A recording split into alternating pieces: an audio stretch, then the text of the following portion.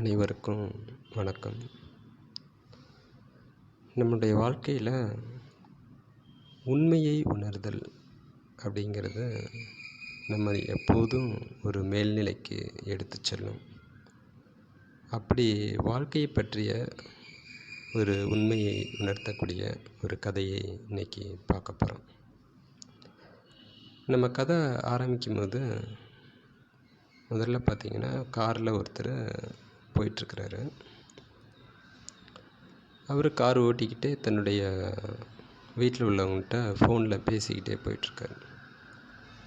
அப்போ முதல்ல அவருடைய பொண்ணுகிட்ட பேசுகிறாரு. சின்ன பொண்ணு, அழாதடா செல்லம், அழாத, அப்பா சாயந்தரம் வரும்போது நீ கேட்ட பார்பி டால் வாங்கிட்டு வரேன், ஒரி பண்ணாத, அழக்கூடாது, சரி கண்டிப்பாக நான் உனக்கு வாங்கிட்டு வந்துடுவேன், நீ கேட்ட பொம்மை வாங்கிட்டு வரேன், சரியா, அழாதம்மா அப்படின்றார். அடுத்தது அவருடைய ஒய்ஃப் ஃபோன் பேசுகிறாரு. ஏப்பா கொஞ்சம் அழாமல் பார்த்துக்கப்பா குழந்தையாருன்னு. ஒய்ஃப் சொல்கிறாங்க, ஏங்க எந்த வழியாக வருவீங்க? ஐயோ, அந்த இடத்துல இந்த ஒரு கடை ஒன்று நான் சொல்கிறேங்க, நம்ம ஒரு தடவை சாப்பிட்டுமே, ஞாபகம் இருக்குங்களா? அங்கே பஜ்ஜி வாங்கிட்டு வாங்களேன் ப்ளீஸ், அந்த கடை பஜ்ஜி ரொம்ப டேஸ்ட்டாக இருக்குங்க அப்படின்றேன். சரி வாங்கிட்டு வரேன் அப்படின்னு சொல்லிட்டு இப்படியே ஃபோன் பேசிவிட்டு கட் பண்ண போகிறாரு. டமால்னு ஒரு சத்தம்.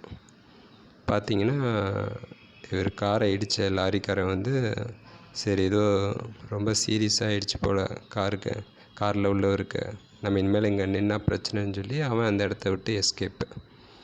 இவர் காரு ஒரு மரத்தில் மோதி இவர் அப்படியே ரத்த வெள்ளத்தில் கிடக்கிறாரு. உயிருக்கு போராடிட்டு இருக்கிறாரு. ஆனால் ஹெல்ப்புக்கு யாருமே வரல. அப்போ அப்படியே பார்க்குறாரு. அந்த இடத்துல கொஞ்சம் தூரத்தில் தள்ளி ஒரு சர்ச்சோட கோபுரம் மட்டும் தெரியுது. அப்படியே கண்ணை மூடிடுறாரு. இறந்ததுக்கப்புறம் பார்த்திங்க அப்படின்னா இவர் மேலோகத்துக்கு வர்றாரு. மேலோகத்தில் சித்திரகுப்தன், யமதர்மராஜன் எல்லாம் உட்காந்துருக்காங்க. அப்போ இவர் உள்ள அந்த இதுக்குள்ளே நுழைஞ்சோன்னே பார்க்குறாரு, யோ யாரையா நீங்கள், நான் எப்படியா இங்கே வந்தேன் அப்படின்னு சித்திரகுப்தர் சொல்கிறாரு. இவர் தான் எங்கள் பிரபு யமதர்மராஜா, நான் சித்திரகுப்தன். உன்னுடைய தம்பி, உன்னுடைய விதி இன்றைய தேதியில் இந்த நிமிஷத்தில் முடிந்த காரணத்தால் உன்னை வந்து நாங்கள் இங்கே உனக்கு இறப்பை வழங்கியிருக்கிறோம், உன்னை வந்து இங்கே அழைத்து வந்திருக்கிறோம் அப்படின்னு. என்னது, என் விதி முடிஞ்சு போச்சா? நான் இறந்துட்டேனா? யோ என்னையா இது, இந்த வயசுலேயே போய் இங்கே என்னை கூப்பிட்டு வந்துட்டீங்க. இன்னும் எனக்கு செய்து முடிக்க வேண்டிய வேலையெல்லாம் நிறைய இருக்குது, ஏகப்பட்ட இது இருக்கியா. என் பொண்ணுகிட்ட நான் சாயந்தரம் வாங்கிட்டு வரேன்னு ப்ராமிஸ் பண்ணியிருக்கிறேன். என் ஒய்ஃப் வேறு பஜ்ஜி கேட்டான். சரி இதெல்லாம் விடுங்க, இன்னும் நிறைய நான் வந்து பெண்டிங் வந்து வச்சுருக்கிறேன். இன்னும் ஆஃபீஸ் ஃபைல்ஸு, முக்கியமான ஃபைல்ஸு நிறைய பெண்டிங்கில் இருக்குது. என்னையா இது, ஒன்றுமே சொல்லாமல். சரி அதை விடுங்க, என்னுடைய ஃபோன் வேறு அங்கேயே மாட்டிக்கிச்சு. அதில் என்னுடைய நிறைய கான்டாக்ட்ஸ் எல்லாம் வேறு, ரொம்ப கான்ஃபிடென்ஷியல் மேட்டர்ஸ்லாம் வேறு இருக்குது. நீங்கள் பாட்டுக்கு டக்கு பக்குன்னு நீங்கள் கூப்பிட்டு வந்துட்டீங்க, ஒரு இதே கிடையாது. நான் அதெல்லாம் முடியாது, எனக்கு ஒரு நாள் வேலை பெண்டிங் இருக்குது பூமியில், என்னை உடனே வந்து அங்கே அனுப்புங்க அப்படின்ற. உடனே அனுப்பாட்டியும் சரி, எனக்கு ஏதாவது ஒரு நாளாவது டைம் கொடுங்க, ஒரு நாள் 24 hours கொடுத்தா போதும், நான் திரும்ப இங்கே வர தயார் அப்படிங்கிறாரு. உடனே சரிப்பா உடனே அனுப்ப முடியாது, பட்டு நாங்கள் இது சம்மந்தமாக டிஸ்கஸ் பண்ண வேண்டியது இருக்குது, நீ போய் ஓய்வு எடுத்துக்கோ, உன்னை நாங்கள் திரும்ப கூப்பிட்றோம், யாருங்க இவனை ஓய்வறைக்கு எடுத்து செல்லுங்கள் அப்படின்னு சொல்லி யமதர்மராஜா சொல்லுவோம். அவரை கூப்பிட்டு போயிடுறாங்க.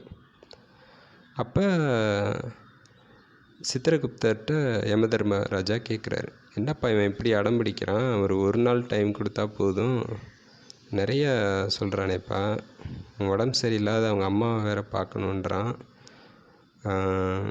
பிரபு அப்படியெல்லாம் நம்ம அனுப்ப முடியாது, நம்மளுடைய சட்டத்தில் அதுக்கெலாம் இடம் இல்லை அப்படின்றேன். உடனே இல்லைப்பா, இன்னும் வேறு ஏதாவது இருக்கான்னு நம்ம சாசனத்தை நல்லா வழிமுறைகள் இருக்கான்னு பாரேன் அப்படின்றாரு யமதர்மராஜா. அப்போ சித்திரகுப்தர் நல்லா பார்த்துட்டு சொல்கிறார், பிரபு ஒரே ஒரு வழி இருக்கிறது அப்படின்னு. என்னது, அவரை திரும்ப அனுப்புறதுக்கு வழி இருக்கா என்றார். ஆமாம் பிரபு அப்படின்னு சொல்லிட்டு, அந்த வழி இதுதான் அப்படின்னு சொல்லிட்டு இப்போ அவருடைய காதில் வந்து சொல்கிறார். சொன்னோன்னே, அட இது நல்ல வழியாக இருக்கிறதே, இதை இப்போதே செயல்படுத்தி விடலாம் அப்படின்னு சொல்லிட்டு என்ன பண்ணுறாங்க. உடனே இவர் சொல்கிறாரு, பிரபு இது இப்போது செயல்படுத்த முடியாது, முடிவு மட்டும்தான் நம்ம எடுக்கிறோம் அப்படின்னா, எனக்கு புரிகிறது, நீ சொன்ன வழிமுறையே எனக்கு புரிகிறது அப்படின்ட்டு இவரும் சரின்னு அதுக்கு அப்ரூவல் கொடுத்துட்றாரு. அப்போ என்ன ஆகுது, அவருடைய ரூமுக்கு எல்லாம் வர்றாங்க. அந்த யமதர்ம லோகத்தில் இருக்கிறவங்க, தம்பி மானிடா ஏந்திரிப்பா, உன்னை பூமிக்கு செல்ல அனுமதி கிடைத்து விட்டது உனக்கு அப்படின்றாங்க. இவர் தூக்கத்திலேருந்து அப்போ தான் ஏந்திரிக்கிறார். என்னப்பா ஒரு குட்டி தூக்கம்தான் போட்டு இருந்துச்சுக்கிறேன், அதுக்குள்ளார எனக்கு பூமிக்கு போகிறதுக்கு அனுமதி கிடச்சிருச்சா அப்படின்னு வந்து யமதர்மராஜா அவங்களுக்கெல்லாம் நன்றி தெரிவிச்சுட்டு அங்கே அப்படியே இவருடைய தலையில் கை வைக்கிறாங்க, கண்ணை முடிக்கிறாரு. நேட்டில் பார்த்தீங்கன்னா அப்படியே அங்கே அவர் மயக்கம் போட்டு விழுந்துடுறாரு யமதர்ம யோகத்தில். இங்கே வந்து பார்த்திங்கன்னா பூமியில் அவர் எங்கே இறந்தாரோ அதே இடத்துக்கு வந்துடுறாரு. அங்கே வந்தோடனே பார்க்குறாரு, அந்த ரோடே வந்து ரொம்ப வித்தியாசமாக இருக்குது. ஆக்சுவலாக இவர் ஆக்சிடெண்ட் ஆகும்போது இருந்த அதே இடத்துக்கு வந்துட்டார். ஆனால் ரோடு அது ஒரு சிங்கிள் ரோடாக தான் இருந்துச்சு. இப்போ வந்து பார்த்தா 8 வழி சாலை மாதிரி இருக்கு. என்னடா எல்லாமே மாறி போயிருக்கு, இது இந்த ரோடே கிடையாது அப்படின்னு திரும்பி பார்க்குறாரு. ஆனால் அந்த சர்ச்சு கோபுரம் அப்படியே தெரியுது. ஓ, இது நான் இறந்த இடம்தான். ஆனால் இந்த இடத்துல மரங்கன்னா, நான் மோதின மரம் எதுவுமே இல்லையே, உடனே எல்லாம் என்னை இங்கே அனுப்பிச்சி வச்சுருக்குறாங்க, எப்படி இதெல்லாம் இல்லாமல் போச்சு அப்படின்ட்டு, சரி நம்ம வீட்டுக்கு போய் பார்க்கலாம் அப்படின்ட்டு வீட்டுக்கு போகிறாரு. அங்கே போனே பார்த்தா வர்ற வழியில் இவர் பார்த்துட்டே வர்றாரு, எல்லாமே மாறி இருக்குது, அந்த ஊரே மாறி இருக்குது, அங்கே உள்ள எல்லா வீடுகளும் மாறி இருக்குது. இவர் வீட்டை கண்டுபிடிக்கிறதே பெரிய படம் போயிடுது. கடைசியாக கண்டுபிடிச்சி அங்கே வந்து பார்த்தா அது வீடே அங்கே ஒரு பெரிய பங்களா மாதிரி கட்டியிருக்காங்க. என் வீடு இப்படி கிடையாது, ஆனால் இடம் இதுதான் அப்படின்ட்டு பெல் அடித்து இல்லை பண்ணேன். அவங்க வர, யாருங்க நீங்கள், யார் வேணும் அப்படின்றாங்க. இல்லைங்க, இந்த வீட்டில் இது என்னுடைய இடங்க, இங்கே தான் என்னுடைய வீடு இருந்தது அப்படின்றாரு. உடனே அவங்க, என்னங்க சொல்கிறீங்க, ரொம்ப வருஷமாக நாங்கள் தான் இங்கே இருக்கோம், ஒரு 25 இயர்ஸாக நாங்கள் இங்கே தான் இருக்கிறோம், நாங்கள் தான் இந்த வீட்டோட ஓனரு அப்படின்றாங்க. வீட்டில் இருந்த மற்றவங்களும் வெளியில் வந்து பார்க்குறாங்க, யாருமே இவருக்கு அடையாளம் தெரியல. என்னடா இவங்க ஒருத்தருமே, எல்லாருமே புதுசாக இருக்காங்களே, இந்த வீடும் புதுசாக இருக்குது, ஆனால் இந்த இடம் அடையாளம்லாம் பார்த்தா இந்த இடம்தான். அப்போ ஒரு பிளாட் நம்பரு அதெல்லாம் சொல்கிறாரு. ஆமாங்க, அதெல்லாம் கரெக்டு தான், நீங்கள் சொல்கிற லேண்ட் டீட்டெயில்ஸ் எல்லாம் கரெக்டு தான், பட் ஆனால் இந்த லேண்டு எங்கள் பேரில் தான் இருக்குது, இது எங்கள் வீடு தான் அப்படின்னு சொல்லிட்டு அவங்களும் அந்த ப்ரூஃப் எல்லாத்தையும் காட்டணுன்னு இவருக்கு அதிர்ச்சி ஆயிடுது. என்னடா இது அப்படின்ட்டு குழப்பத்திலேயே அப்படியே அங்கேருந்து வெளியில் வந்தோன்னே இவர் யோசிக்கிறார், என்ன பண்ணலாம். மறுபடியும் அந்த வீட்டில் உள்ளவங்க சொல்கிறாங்க, சார் தலைமுறையாக இது எங்களுடைய நிலம்தான், வீடு மட்டும்தான் நாங்கள் இப்போ கட்டியிருக்கோம், எங்கள் முப்பாட்டினார் அவருக்கு முன்னாடி இருந்து எல்லாருமே இந்த வீட்டில் தான் வசிக்கிறோம் அப்படின்னு, இந்த நிலம் வந்து எங்களுடையது தான், வீடை தான் ரீகன்ஸ்ட்ரக்ஷன் பண்ணியிருக்கோம் அப்படின்றாங்க. உடனே இவரும் அங்கேருந்து அப்படி கிளம்பிடுறாரு. கிளம்புனா இவருக்கு ஒன்றுமே புரியல. அப்போ திரும்ப வந்து அவர் வேலை செஞ்ச ஆஃபீஸ்க்கு போகிறாரு. சரி இங்கே போய் பார்க்கலாம் அப்படின்னு பார்த்தா அந்த இடத்துலையும் ஆஃபீஸ் பில்டிங் எல்லாமே புதுசாக இருக்குது, ஆனால் நேமெல்லாம் அதே தான் இருக்குது. அப்பா, கம்பெனி அதே தான், ஆனால் என்ன கொஞ்சம் மறுபடியும் பார்த்தா பில்டிங்லாம் மாறி இருக்குது. சரி கம்பெனிக்குள்ளே போய் பார்க்கலாம் அப்படின்ட்டு உள்ளே அந்த ஆஃபீஸ்க்குள்ளே போய் இவர் வந்து மேனேஜராக ஒர்க் பண்ணவர். ஸோ ஸ்ட்ரைட்டாகவே அங்கே போகிறாரு. அங்கே பார்த்தா யாருமே இல்லை. மேனேஜர் ரூமுக்கு திறந்துட்டு உள்ளே போகிறாரு. அங்கேயும் யாரும் இல்லை. எனக்கு வந்து சீட் இருக்குது. இவர் அங்கே போய் ஜம்முன்னு அந்த சீட்டில் முதல்ல உட்கார்றாரு. முதல்ல இந்த கம்பெனியில் என்ன தான் நடக்குதுன்னு பார்க்கலாம். எல்லாத்தையுமே மாற்றிருக்குறாங்க ஒரு நாளில். என்னுடைய ஃபைல்ஸ்லாம் எங்கே அப்படின்ட்டு எல்லாத்தையும் டேபிளில் தேடுறாரு. அப்போ பார்த்தா அங்கே உள்ள ஒவ்வொருத்தராக வர ஆரம்பிக்கிறாங்க கம்பெனிக்கு. அப்புறம் அந்த மேனேஜரும் உள்ளே வந்து கதவு திறந்து, இன்னொரு அந்த கம்பெனியினுடைய தற்போதைய மேனேஜர் கதவு திறந்துட்டு உள்ளே வந்து, யார்ப்பா நீ, என்ன பண்ணுறீங்க? ஹலோ செக்யூரிட்டி, யார் இவரை உள்ளே விட்டது அப்படின்றாங்க. உடனே அவர், என்னது, யார் உள்ளே விட்டதா? ஐயோ, நான் தான் இந்த கம்பெனி மேனேஜரு. ஏயா ஒரு நாளைக்குள்ளே எல்லாத்தையுமே மாற்றி மேனேஜர் போஸ்ட்டில் இருந்து என்ன எடுத்துட்டிங்களா அப்படின்றாரு. உடனே அவர் சொல்கிறாரு, நான் தாங்க இந்த கம்பெனியோட மேனேஜரு. நீங்கள் ஏதோ எப்பா செக்யூரிட்டி, இவர் ஏதோ மனநிலை பாதிக்கப்பட்டவர் மாதிரி இருக்கிறாரு. இவரை தயவுசெய்து வெளியில் கூப்பிட்டு போப்பா, நிறையா ஃபைல்ஸ் இருக்குது முடிக்க வேண்டியது அப்படின்னு சொல்லிட்டு உட்காராரு. உடனே இவரை தரன்னு வெளியில் எடுத்துகிட்டு வராங்க. ஆஃபீஸ் ஸ்டாஃபை பார்க்குறாரு. யாராவது ஒருத்தராக தெரிஞ்சவங்க இருந்தால் சொல்லலாம் அப்படின்னு. எல்லோரும் புது ஸ்டாஃபாக இருக்காங்க. அப்படியே ஒரு கம்பெனிக்கு வெளியில் கொண்டு வந்து, கேட்டுக்கு வெளியில் கொண்டு வந்து விட்டுறாங்க. கொஞ்சம் இந்த செடிக்கு தண்ணி ஊற்றலான்னு போனால் அதுக்குள்ளார உள்ளே நுழைஞ்சிட்டாங்களே அப்படின்னு செக்யூரிட்டி புலம்பிகிட்ருக்காரு. இவருக்கு ஒன்றுமே புரியல. அப்புறம் தன்னுடைய ரிலேஷன்ஸ் வீட்டுக்கெல்லாம் போய் பார்க்குறாரு. எல்லாம் பார்த்தா ஒன்றுமே அவருக்கு வந்து எந்த இடத்துலையும் யாருமே தெரிஞ்சவங்க இல்லை. அப்படியே அலையிறாரு. ஒவ்வொரு இடமா அலைஞ்சி கடைசியாக இவருக்கு ஒரு யோசனை வருது. பார்த்தா இவர் பாக்கெட்டில் இப்போ ஃபோன் இருக்குது இங்கே வந்ததுனால, புலவத்து வந்ததுனால. இப்போ அந்த ஃபோன் எடுத்து தன்னுடைய ஃபேஸ்புக்கில் உள்ள யாரையா, எப்படி அங்கே தானே இருப்பாங்க நம்ம நண்பர்கள்லாம், அவங்கள காண்டாக்ட் பண்ணலாம், அவங்கள்ட்ட இந்த உண்மையெல்லாம் சொல்லலாம் அப்படின்ட்டு ஃபேஸ்புக் அக்கௌண்ட் பார்க்குறாரு. பார்த்தா இவர் இது க்ளோஸ்டு அப்படின்னு வருது. என்னடா என் அக்கௌண்ட்டும் க்ளோஸ் ஆகிருக்க. சரி சர்ச்சில் போய் நம்ம ஃப்ரெண்ட்ஸை பிடிக்கலான்ட்டு ஒவ்வொரு ஃப்ரெண்டு பேராக அடித்து பார்க்குறாரு. எந்த ஃப்ரெண்டுமே அதில் அக்கௌண்ட் இல்லை. என்னடா எல்லாவனுமே அக்கௌண்ட்டை க்ளோஸ் பண்ணிட்டு போயிட்டாங்க, ஒருத்தனுமே அப்படி ஒரு பேரில் ஒருத்தனுமே இல்லையே. ஐயோ, என்ன இது, ஒன்றுமே புரிய மாட்டேங்குது, என்ன தான் இங்கே நடந்துகிட்ருக்கு அப்படின்னு அவர் ஒரு குழப்பத்தில் அப்படியே ஒரு இடமா அலைஞ்சிட்டு கடைசியாக வந்து டைம் பார்க்குறாரு. ஒரு நாளே வந்து முடிய போகுது. அந்த ஒரு நாள் முடிய போகிறதுக்கு இன்னொரு 15 மினிட்ஸ் தான் இருக்கு. போச்சுடா, ஒரு நாள் டைம் கேட்டு வந்தோம், இந்த ஒரு நாளும் வேஸ்ட்டாக போச்சே. இங்கே நம்மளால் ஒன்றுமே பண்ண முடியலையே, எல்லாமே இந்த உலகமே மாறி போயிருக்கே அப்படின்ட்டு அங்குள்ள கடையில் சாப்பாடு வாங்குறாரு. சாப்பாடு வாங்கினோடனே பார்த்தா அதுக்கும் அங்கே பிரச்சனை. ஏன்னா ரூபா நோட்டு எதுவுமே இப்போ புழக்கத்தில் இல்லை. இவர் வச்சுருந்த நோட்டு எல்லாமே செல்லாது, அதெல்லாம் எப்பயோ பழங்காலத்தில் யூஸ் பண்ணது. இப்போ வந்து எல்லாமே டிஜிட்டல் மணி தான் அப்படின்னு சொல்லி அதுவும் இவரால் பே பண்ண முடியாமல் கடைசியாக அந்த ரொம்ப பசிக்குதுங்க, ஒரு நாள் ஆச்சுங்க, சாப்பிடவே இல்லைங்க, எனக்கு மயக்கமாக வர்ற மாதிரி இருக்குது அப்படின்னு சொன்னால் அந்த ஓனர் வந்து, சரிப்பா இந்தப்பா, எப்படியும் டைம் ஆச்சு, இனிமேல் இது கெட்டு போய் நாங்கள் தூர தான் போடுவோம், இந்த கடைசி பார்சல் நீயே சாப்பிடு அப்படின்னு சொல்லி பார்சலை கொடுத்துட்றாங்க. அப்போ வேகமாக உட்காந்து சாப்பிட்றாரு. சாப்பிட்டோன்னே கடைசியாக பார்க்குறாரு, இன்னொரு ஒரு நிமிஷம்தான் இருக்குது. இந்த ஒரு நிமிஷத்தில் என்ன பண்ண முடியும், ஒரு நாளே போச்சு அப்படின்ட்டு அப்படியே அந்த பேப்பரை பார்க்குறாரு. அந்த பேப்பரில் பார்த்தா தேதி இவருக்கு அதிர்ச்சியாக இருக்குது. ஏன்னா அங்கே அப்போது இருக்கிற அமைச்சர், அந்த ஆட்சி முறை எல்லாமே வந்து பார்த்தா அங்கே இருக்க நியூஸு எல்லாமே ஒரு புதுசாக இருக்கும். அந்த தேதியை பார்க்குறாரு. தேதியில் வந்து 2000 வருஷம் மட்டும் என்ன போட்டிருக்குன்னா 2520ன்னு போட்டிருக்கு. 2520? இன்னும் இந்த கடைக்காரர்கிட்ட கேட்குறாரு, ஏங்க இது எந்த வருஷம்ன்றாரு.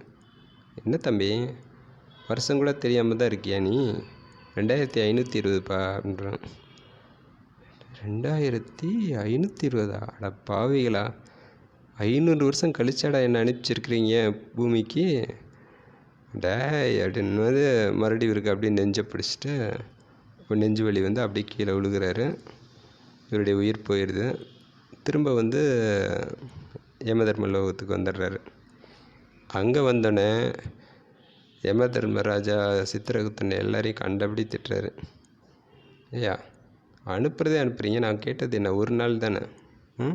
என்னை போய் 500 வருஷம் கழித்து அனுப்புனா அங்கே பார்த்தா ஒரு பயலும் தெரிஞ்ச பையன் இல்லை, என் பொண்டாட்டியை காணோம், பிள்ளைங்கள காணோம், நான் வேலை செஞ்ச இடத்துல உள்ள ஒருத்தரையும் காணோம், என்னுடைய ரிலேஷன்ஸை காணோம். என்னையா என்ன நினச்சிட்ருக்கீங்க? என்ன சீட்டிங் பண்ணுறீங்களா? இதுக்கு நீங்கள் என்ன அனுப்பாமலே இருந்திருக்கலாமே. தாய் போயின்னு கத்துறாரு. அப்போ யமதர்ம சொல்கிறாரு, இங்கே பாரப்பா மானிடா, நீ சொல்கிற மாதிரியெல்லாம் வந்து உன்னை உடனே அனுப்ப முடியாது. ஏன்னா உன்னை அனுப்புறதுக்குள்ளாரே அங்கே உன்னுடைய பாடியெல்லாம் எரிச்சிட்டாங்க. அப்போ அங்கே அனுப்பினோன்னா எல்லாருக்குமே வந்து நீ ஏதோ ஆவி டெட் பாடியை நீ இறந்து போன ஒருத்தன் உயிரோட வந்திருக்கான்னா இது மிகப்பெரிய குழப்பத்தை ஏற்படுத்தும். நாங்களும் வந்து பிரம்மா, சிவன், விஷ்ணுவுக்கெலாம் வந்து பதில் சொல்ல முடியாது. அதனால் வந்து உன்னை எங்களுடைய சட்டத்திட்டத்தில் ஒரே ஒரு வழி இருக்கிறதுனால உன்னை 500 வருஷம் கழித்து அனுப்பும்படியாக ஆயிடுச்சு அப்படின்னாரு. நீயும் தூங்கிட்டு இருந்ததில் இங்கே வந்து உனக்கு டைம் வந்து கிடையாது, அதனால் உன்னால் காலத்தை கணிக்க முடியாது இங்கே எவ்வளோ வருஷம் இருந்தேன்னு. ஸோ உனக்கு வந்து அது தெரியலை அப்படின்னார். உடனே இவர் மறுபடியும் கோவத்தில் கத்தவும் அப்போ யமதர்மராஜா அவன் பக்கத்தில் வந்து அவன் தலையில் கை வச்சு அவனை வந்து சக்தியை பாய்ச்சவும் அவன் அப்படியே அமைதி அடைகிறான். அவன் அமைதி அடைஞ்சோடனே யமதர்மர் சொல்கிறார், இங்கே வருத்தப்படுவதற்கு எதுவுமே இல்லைப்பா, நீ நல்லா யோசிச்சுப்பார். நீ போனது அதே இடம்தான், உங்கள் அந்த வீட்டில் இருந்தது கூட உன்னுடைய சந்ததியினர் தான். ஆனால் வந்து அவங்களாலேயே உன்னை அடையாளம் கண்டுபிடிக்க முடியல. நீ வாங்கின சொத்து, நீ வருது எதுவுமே வந்து நீ இறக்கும்போது உன் கூட வர்றதில்ல. முதல்ல ஒரு விஷயத்தை நீ நல்லா புரிஞ்சுக்கோ, நீ தங்கியிருந்த பூமிங்கிறது ஒரு வாடகை வீடு மாதிரி தான். அங்கே ஜஸ்ட்டு எல்லோரும் ஒரு தேதியில் என்ட்ராவாங்க, அந்த ஊரை நல்லா சுற்றி பார்க்கலாம், அங்கே குடியிருக்கலாம், அங்கே இருக்க எல்லாத்தையும் அனுபவிச்சுக்கலாம். ஆனால் அவங்களுக்கு பெர்மிஷன் வந்து 100 வருஷம்தான். 100 வருஷத்துக்குள்ளார எப்போயாவது அதை காலி பண்ணி போயே ஆகணும். அங்கே ரொம்ப வருஷம்லாம் இருக்க முடியாது அந்த பூமியில். இந்த அக்ரிமெண்ட்டோடு தான் எல்லாருமே உள்ளே நுழையிறோம். என்ட்ரி, எக்ஸிட், அது ரெண்டுக்கும் நடுவில் என்ன வேணாலும் சுற்றி பார்த்துக்கலாம், அனுபவிச்சுக்கலாம். பட் எக்ஸிட் வரும்போது போயிட வேண்டியதான். அங்கே உள்ள எந்த பொருளையும் டச் பண்ண முடியாது, எதையும் கூட்டிகிட்டு போக முடியாது, எதுவும் பண்ண முடியாது அப்படின்றத சொல்கிறாரு. அப்போ அவன் கொஞ்சமாக அமைதி அடைஞ்சிட்டு அவனும் சொல்கிறான், ஆமாம் பிரபு, நான் ரொம்ப தப்பு பண்ணிட்டேன். பூமியில் வாழ்ந்த காலத்தில் மேலும் மேலும் எனக்கு வீடு வேணும், என் பிள்ளைங்களுக்கு வீடு வேணும், எனக்கு அந்த சொத்து வேணும், இந்த சொத்து வேணும், அப்படி இப்படின்னு நிறைய அலைஞ்சி டைமெல்லாம் வேஸ்ட் பண்ணிட்டேன். அதோடு நான் வேலை செய்கிற இடத்துலையும் நான் தான் மேனேஜர் அப்படிங்கிற ஈகோவோட நிறையா பேரோட சண்டையெல்லாம் போட்டிருக்கேன், நிறைய பேரை கண்டபடி திட்டியிருக்கேன். ஆனால் அதெல்லாம் இப்போ நிலையில்லாமல் உள்ளது அப்படின்றத நான் இப்போ தான் உணர்கிறேன். நிலையாமை ஒன்றே நிலையானது அப்படிங்கிறது எனக்கு இப்போ தான் நல்லா புரியுது அப்படின்னு சொல்லிட்டு சொல்கிறார். நம்ம கூட இருக்கிற எல்லா உறவுகளும், எல்லா நம்ம சேர்த்து வைக்கிற பொருள், இப்படி எல்லாமே வந்து நம்ம கூட வரப்போகிறதில்ல. நாம் வந்து வாழுங்காலத்தில் சும்மா நம்ம டெம்ப்ரவரியாக இங்கே கொஞ்ச நாள் தங்க போகிறோம் இந்த பூமியில். இருக்கிற வரைக்கும் எல்லாத்தையும் நல்லா அனுபவிப்போம், எல்லாருக்கூடையும் ஃப்ரெண்ட்லியாக நல்ல உறவு முறையில் இருப்போம் அப்படிங்கிற ஒரு மயக்கமற்ற ஒரு தெளிவான நிலையில் வாழ தவறிட்டேன், என்னுடைய காலத்தை நான் மிஸ் பண்ணிட்டேன் அப்படிங்கிறாரு. அப்போ பிரபுவும் அவன் தலையில் கை வச்சு, இப்போவாது உணர்ந்துட்டே இல்லைப்பா, நிலையாமை ஒன்றே நிலையானது அப்படின்னு, அதுவே போதும் அப்படின்னு சொல்லி அவர் வந்து அவனை ஆசீர்வதிக்கிறாரு. இதோட கதை முடிஞ்சிருது. என்னங்க இந்த கதை எப்படி இருக்குது? இந்த கதையில் சொல்கிற ஒரு வாழ்க்கை தத்துவம் வந்து நிலையாமை அப்படிங்கிறது. நம்ம வாழ்க்கைங்கிறது என்னென்னு பார்த்திங்கன்னா, வெறும் கடலில் எழுந்து அடங்கும் ஒரு அலை போல தான். கடலில் பார்த்திங்கன்னா சில சமயம் ரொம்ப பெரிய அலைகள் எழும். சில சமயம் பார்த்திங்கன்னா சில குட்டி அலைகள் கூட எழும்பும். ஆனால் எல்லா அலைகளுமே அதனுடைய ஆட்டம் வந்து ஒரு ஃபியூ செகண்ட்ஸ் தான். திரும்ப அது கடல்லையே கரைந்து மறைந்து விடும். அப்போ அந்த அலைகள் போல தான் நம்மளுடைய வாழ்க்கை இந்த பூமியின் மீது. வர்றான் கொஞ்சம் வந்து ஷார்ட் பீரியடு நீங்கள் தங்க போகிறோம், மறுபடியும் எப்போ கூப்பிட்றாங்களோ அப்போ இந்த பூமியை வெக்கேட் பண்ணிட்டு போகிறோம். ஸோ அது மாதிரி அந்த அலைகள் சில உயர்ந்த அலைகள்ங்கிறது சில சமயம் நம்ம வாழ்க்கையில் கோடிக்கணக்கான சொத்தோட, ரொம்ப சோஷியல் ஸ்டேட்டஸோட, பாப்புலாரிட்டியோட ஒரு பெரிய நிலையில் இருப்போம். சின்ன அலைகள் அப்படிங்கிறது வந்து பார்த்திங்கன்னா ஒரு சாமானிய மிடில் கிளாஸ் மக்கள் அல்லது புவர் கிளாஸ் ஃபேமிலிஸு அல்லது கையில் எதுவுமே இல்லாத ஒருத்தரை கூட எடுத்துக்கோங்க. அவங்களுக்கும் வாழ்க்கை இருக்குது. ஆனால் இந்த சின்ன அலைகளாக இருந்தாலும் சரி, பெரிய அலைகளாக இருந்தாலும் சரி, மீண்டும் அந்த கடலிலேயே கலந்து மறைந்து விட வேண்டும் என்பது தான் இயற்கை விதி. நிலைக்க முடியாது. அலைகள் அப்படியே அதே அலை அப்படியே உயரமான நிலையிலேயே தொடர்ந்து இருக்க முடியாது. அதுதான் வாழ்க்கை அப்படிங்கிறது. இதை இன்னொரு சோப்பு நுரை பபிள்ஸ் ஸ்டோரி மூலிமா கூட சொல்லுவாங்க. ஒரு குட்டி பையன் பபிள்ஸ் விடுற அப்படி. அப்போ கலர் கலராக முட்டைகள் வந்து ஒரு சில முட்டைகள் வந்து பார்த்தா சின்ன குட்டி குட்டியாக இருக்குது, ஒரு சில பபிள்ஸ் வந்து பார்த்தா கொஞ்சம் பெருசாக இருக்குது. அப்போ அதில் இது வந்து பபிள்ஸே வந்து பேசுகிற ஒரு விஷயம். பபிள்ஸில் ஒரு பபிள் வந்து ஒரு சோப்பு நிறை முட்டை வந்து ரொம்ப கலர்ஃபுல்லாக இருக்குது. அது வந்து இன்னொரு சோப்பு நிறை முட்டைக்கு பக்கத்தில் போய் அது பின்னாடியே போய் சொல்லுது, ஏய் நீ ரொம்ப அழகாக இருக்க, உன்னை எனக்கு ரொம்ப பிடிச்சிருக்கு, நம்ம 2 பேரும் ஏன் மேரேஜ் பண்ணிக்கூடாது அப்படின்னு இந்த சோப்பு நிறை முட்டை வந்து கேட்குது. இப்போ அந்த பபிள் சொல்லுது, இல்லை நீ வந்து உன்னை எங்கள் வீட்டில் வந்து ஏற்றுக்க மாட்டாங்க, உன்னுடைய ஸ்டேட்டஸ் வந்து எங்கள் அப்பா கண்டிப்பாக பார்ப்பாரு அப்படின்னு சொல்லிகிட்டு இருக்கும்போதே அவங்க அப்பா இன்னொரு பபிள் அப்பா பபிள்ஸ் வந்து அங்கே வந்துடுது. அந்த சோப்பு நிறை முட்டையை வந்து பார்க்குது. பார்த்துட்டு, ஏண்டி உனக்கு கொஞ்சமாவது அறிவு இருக்கா, இங்கே வந்து நின்று இவன் கூட வந்து பேசிகிட்டு இருக்கிற, நான் எத்தனை நாள் சொல்லியிருக்கேன் இவன் நமக்கு இவங்க இனிமேல் நீ இவனை பார்க்கக்கூடாது வைக்கக்கூடாது அப்படின்ட்டு, இவன் உன்னை துரத்திட்டே இருக்கிறான், இவன் பின்னாடியே வர்றாங்கிறத நான் எத்தனை நாள் கவனிச்சிருக்கேன் தெரியுமா? நம்ம ஃபேமிலியோட வசதி என்ன, நம்மளுடைய குடும்ப பாரம்பரியம் என்ன, உங்கள் அப்பா எந்த இடத்துல என்ன பதவியில் இருக்கேன், எதையாவது நீ யோசிச்சியா? இப்போ என்னடானா இவன்கிட்ட வந்து உட்காந்து நின்று பேசிகிட்டு உறவாடிட்டுருக்க, முதல்ல வா போகலாம் அப்படின்னு சொல்லி அப்பா பபிள் வந்து சொல்லுது. உடனே ஒரு ஃபியூ செகண்ட்ஸ் தான், எல்லா பபிள்ஸுமே பார்த்திங்கன்னா டப் டப் டப்புன்னு உடஞ்சி அப்படியே காணாமல் போயிடுது. இப்போ இந்த இதில் வந்து பார்த்திங்க அப்படின்னா, அந்த குட்டி பையன் பபிள்ஸ் விடுறார் இல்லையா, அவர் யாருன்னு நினைக்கிறீங்க?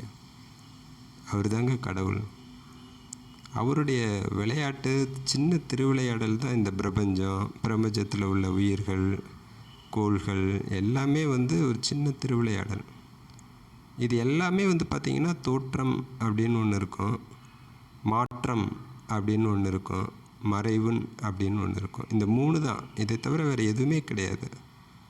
எதை வேணாலும் எடுத்து பார்த்திங்கனாலும் பிரபஞ்சத்தில் தோற்றம் என்பது கண்டிப்பாக இருக்கும், மாற்றம் என்பதும் கண்டிப்பாக இருக்கும். இப்போ குழந்தையாக நம்ம பிறக்கிறோம், அது தோற்றம். அடுத்து பார்த்திங்கன்னா கடன்னு உடல்லையும் மாற்றம் வருகிறது, நம்மளுடைய வாழ்க்கையில் ஃபைனான்ஷியல் ஸ்டேட்டஸ்லேயும் மாற்றங்கள் வருகிறது.